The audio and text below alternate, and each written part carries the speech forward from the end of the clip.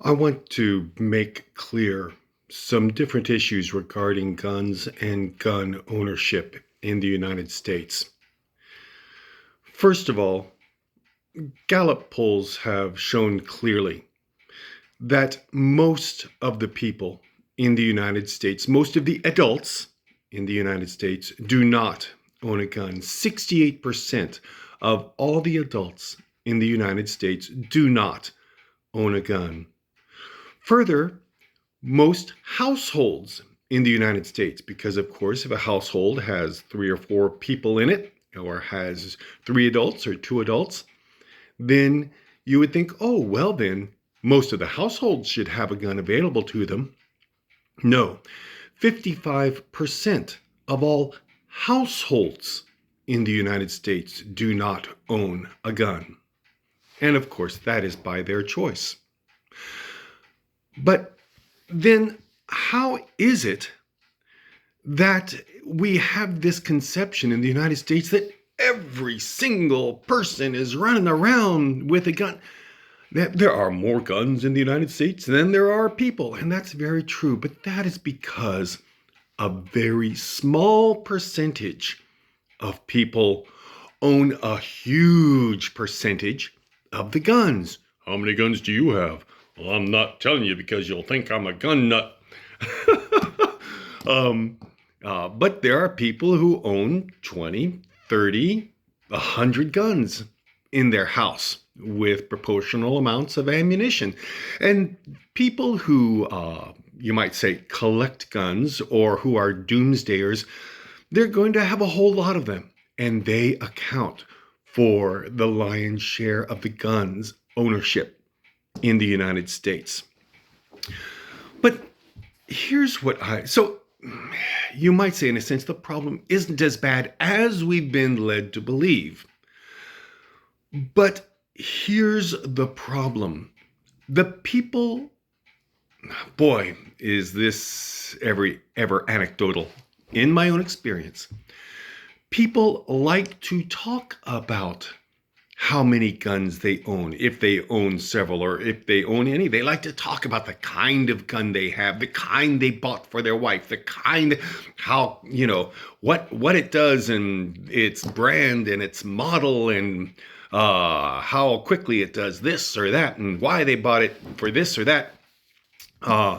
Or, oh, when I'm driving, I'm always carrying my gun with me. So when I stop by the side of the road to sleep in a dark, secluded place all by myself, as the woman was telling me, I don't have to worry because I'm safe. Oh my goodness. The fact that people are talking about what type of gun they have and where they keep it and how great it is makes them less safe. The fact that other people know that they have a gun means that other people are going to find out because it becomes public knowledge, and they become less and less safe from people who will thieve from them, because the thieves are not going to wait until they are at home to come into the gun collector's house. But, okay, well then, and the problem is guns are the most fungible of personal assets a person can have. What is fungible? It means that it is easy to steal. Say if someone wants to take, most people's televisions now, I know mine, is a monster compared to what I had when I was in my home as a child. It's huge. And if you take it, can you get all the wires? Those things are wired out the wazoo, and the back of them go into different facilities and different electronic devices that cause them to do more things. But they are tremendously comparatively cheap to what televisions were when I was a child compared to income. And they are also far less easy to carry away if you're going to try and steal one. And then they don't fence for very much at all. Guns are exactly the opposite. They are the ideal thing to steal. Easy to carry away, easy to put in a car and drive away with them. Very, very easy to walk into an unoccupied home and take them. And most guns are not stolen by people, the sneaky person, you've never seen them before. They're usually stolen by people that the gun owner told, or told the group what kind of guns he has and where he keeps them. And this is the fact that guns are the most fungible of assets. And once they're stolen, they are so easy to sell. You don't have to go to a pawn shop that's going to notify the police. No, you can go to any gun festival or gun selling venue. And by that, I don't mean a shop. By that, I mean a conference of people who come together to show their guns and to buy and sell them. And you can sell them and you can buy them. Or far better and far easier, just go to an individual and say, I've got this. You want to buy it?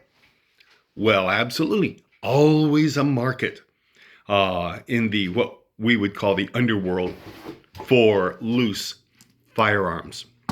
So that is why they are so tempting for people to steal them. No, I've got a gun. They can't steal from me. You've got an asset that is extremely desirable, extremely toteable, you might say, and extremely easy to sell to make profit for a thief. And so guns are stolen at a huge rate. And then they are on in the underworld, used by thieves, used by murderers, but people still buy guns. They will replace them very, very quickly. And that is because people who buy guns believe that once they buy a gun, they are safe. Now they're safe. Well, the type of intrusion that they are protecting against has become so uncommon. Thievery within a household is much more likely from a person who knows what's in your house, knows exactly where it is. Therefore, they have some connection to the household. When my house was robbed, it was by a person who knew us very, very well. It wasn't hard for the police to catch them, but we were still robbed by that person. It was a horrible experience many years ago. And we were, of course, away. We were on vacation. And so once you're on vacation, you're not around. The thought of someone trying to break down your door or someone... Shoot, 2 blocks from where I used to live, there was a drunk guy who was hanging around on somebody's porch.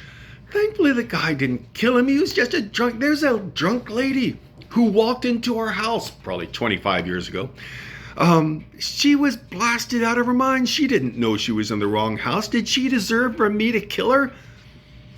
No, my dog growled at her once and she said, sorry, I'm in the wrong house, and she left. The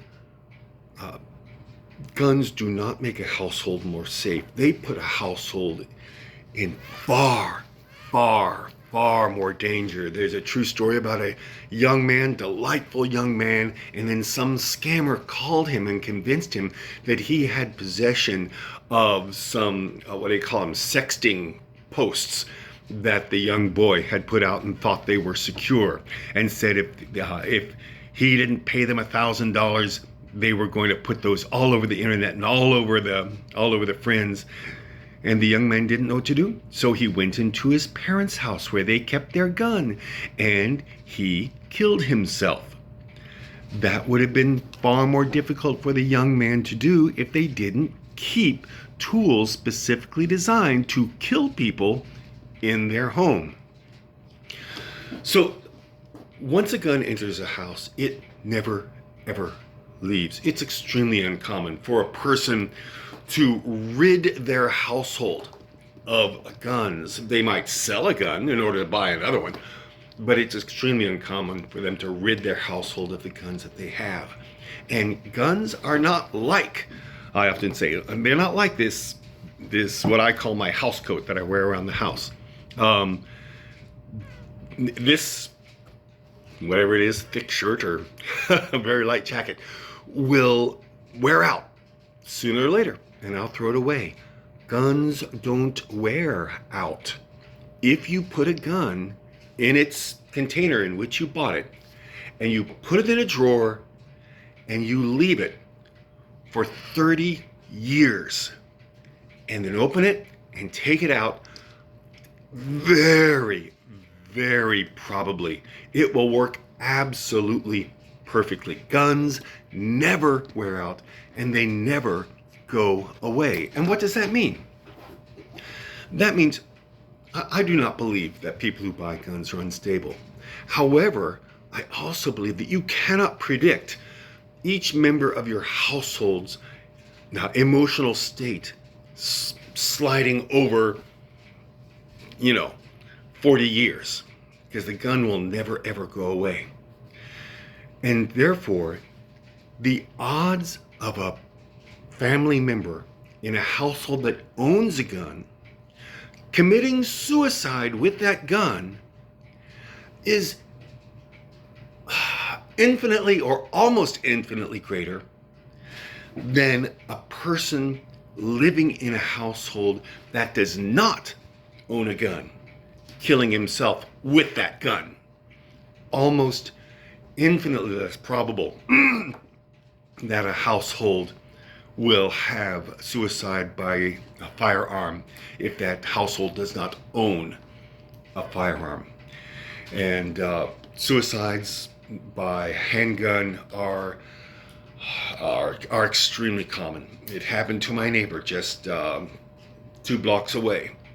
A young man with everything to live for, wife, family, beautiful home, everything to live for, and now he's not there, which can happen to anyone at any time, but it's far less likely to happen with a firearm, which is the most common way to commit suicide and is only common in households who have handguns inside them.